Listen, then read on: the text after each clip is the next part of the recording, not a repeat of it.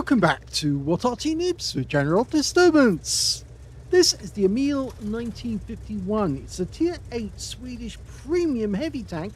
It's located on the north spawn of Mines, and this one is under the command of hoti89. Yes, it's another one of those replays. He managed to send me over in a batch, and yeah, let's have a look and see how he gets on. Okay, it was designed during the 1950s, so that's where it gets the 1951 for it, because of course it was around about that time that it came into being. It's basically got a pretty good 105mm main gun on a very strong turret, and it's capable of doing 360 alpha with standard APCR, and it's a 3-shot autoloader with a kind of oscillating turret, but it's not quite oscillating. It's the gun that's oscillating, not the actual turret itself. Well, the enemy's got an EMIL 1951 as well. It looks like he's just fired his rounds, and we're firing into the body of the vehicle, which of course is very, very penetratable. Oh, he mucked that one up, and it wasn't him who caused it. It was the BZ58 who ran into him and knocked his aim off when he was firing the last round. Well, the standard reload is 29.5 seconds. I think it's 29.57. I'll just check that. Yeah, 29.37. And we can see that Hoti's got it down to 26.89. So he's knocked up a few seconds. Gets a first hit again out of his clip with on the Lansen.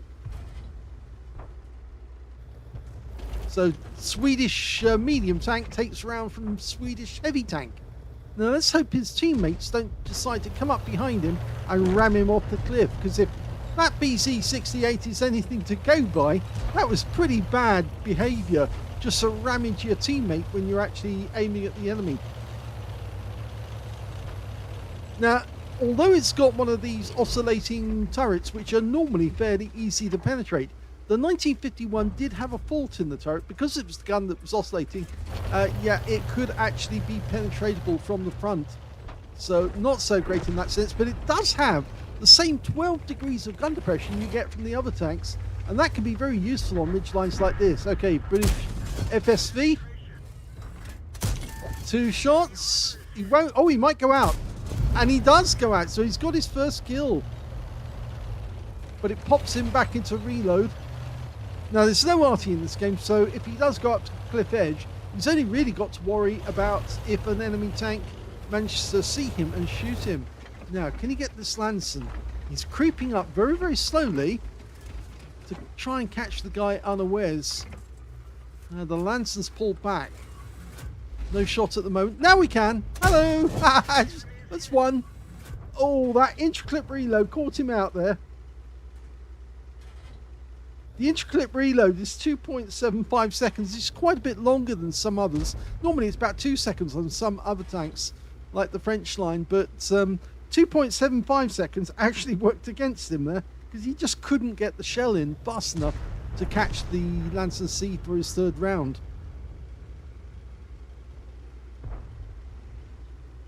I don't think that Lansen C is going to try. Not whilst he's here. We've got the 53 TP per company here now. Looks like our teammates are holding back the enemy from getting up into the castle grounds. Okay, Forest Spirit spotted. And a T-103 directly in front of us. We're shooting over the rock. Oh, it hit, but it ricocheted off. It was such an acute angle. And yet another tank pushing us around the 53 TP. Not thinking about what he's doing. The sort of player like that who tries to bully other players about could end up shoving you over the edge of the cliff without even thinking about it. It is quite a small tank, this one, compared to other heavy tanks. It's only 28 tons, which is tiny. That's more the size you get from a medium tank, let alone a heavy. But the Swedes didn't actually carry on with this design. It was one of those intermediate designs that they came up with before they actually got to the later designs, which ended up with the EMIL 2 and then the Cranbarn, but unfortunately they didn't go ahead and build them because they actually had other designs that they had in mind. In fact, they bought British. Okay, does get a pen and a high roll, 377 on T103. Trying to get the cupola at the top. It's very difficult. But he just didn't want to expose anything. What he was trying to do is just shoot over that rock. So if the T103 tried to fire back, then the shell was just going to hit the rock face. Because it'd be very difficult for the guy to get a clean shot into the weak spot. Well, still plenty to go in this game because there's 4 kills on either team. We did spot enemy tanks over on the islands. Oh, we got spotted. And in fact, it may be that 87. No, you can't get your gun down. There's a Chibi firing at you. Oh, he gets 1 in. 2. Can he get the 3rd one in? Yes, he does, but he did take 2 hits at the very least. But one of them was blocked. The other one was from T103. So yeah, the front of his vehicle is fairly well holed, or rather bounced. You can see one of the rounds went in through the side. That was the T103. Now, we've got a shot in this direction on the Lanson. Hello, Mr. Lanson. And we're not loaded when he pokes his nose out. But we might get another chance. Now, that Lanson's moving backwards and forwards as if he's about to poke up and take a shot. But we can see the IS, and the IS probably was spotting us. And he takes around, and the Lanson hits us in the side. We get another shot. Can we get the kill shot? Yes, we do. That's 2 kills now for Hoti, but he did take a round from the Lanson, and it cost him 338. Remember, that's a 105 on the Lanson as well. Lanson C, of course, is a Swedish medium tank, a proper Swedish medium. But again, another tank that was never actually put into operation. We're 4 tanks up on the enemy now. It has been a kind of switch around. And we might have a shot in the distance on the SFV. Not really, no. I thought for a second we might have it. Oh, we might have a shot on the G-Saw, though. If he backs up. No, no, let it settle, let it settle. Wait for it, wait for it, wait for it. He backs up. And again, do it again. That one, I think, hit. Okay, let's wait for the reload. Don't have to worry about somebody over the plateau. And yes, the G-Saw has gone down. It was the 1008 G-Saw.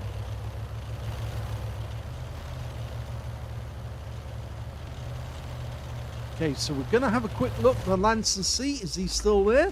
Yes, he is, but we're still in reload, and so we can't take advantage of it. We've got to worry about the fact now we are fairly low on hit points. He can't take us out with 1 shot, but with 2, he could do it. And if he could go through that bush, or next to that bush, he might be able to get a shot at us. The front of the hull is moderately bouncy. There you go. Got him that time. But of course, it's that 12 degrees of gun depression, which is the really juicy bit about this vehicle. Okay, that T103 is still here. And we've been asked to platoon, and we've got 3 kills. And the 53 TP is the one who's asking to platoon, the guy who is nudging us about.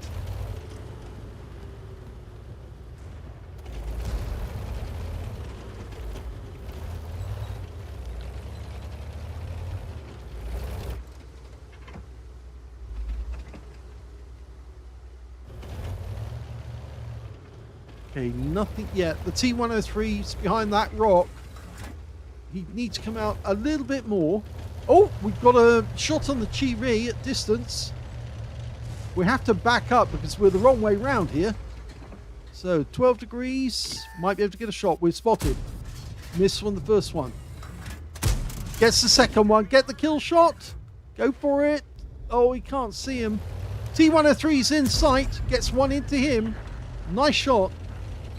T103 had to leave the position he was in. Our 53 TP has kind of isolated him, made him fairly obvious, and we were waiting for the reload. T103 goes down in the end. He's taken out by the 53 TP. That leaves 1 remaining enemy, and he's ahead of us. It's the FB201.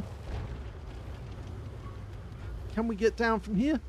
I'm not sure if we can, but we're waiting for the FB to make a mistake and pop out. We've got 3 shots ready to go.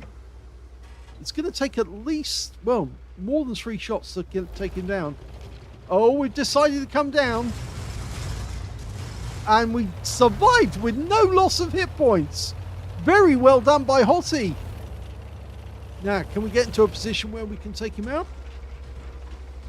He's behind that building. Oh, he's starting to take damage. He's going down. We try one shot, fail. Can we get the kill shot? No. Oh dear. That was such a good try, but no, didn't work.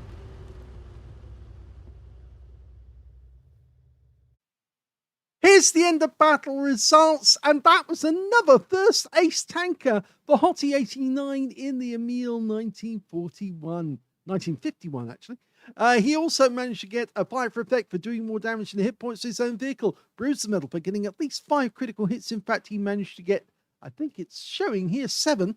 And he also got a high caliber for dealing the most damage in that game overall. And his win rate was very strong. 12,549, which is super unicum and a lot more. Let's have a look at the team score. Well, the high damage in this one was way above the others. 6,017 hit points went to hoti89. 3,186 was the next highest, and that was the 53 TP, who got a Spartan medal, whereas, of course, Hoti got the high caliber. When it came to third highest, that turned out to be that Lancer C. He got 2,280 hit points of damage out of the game.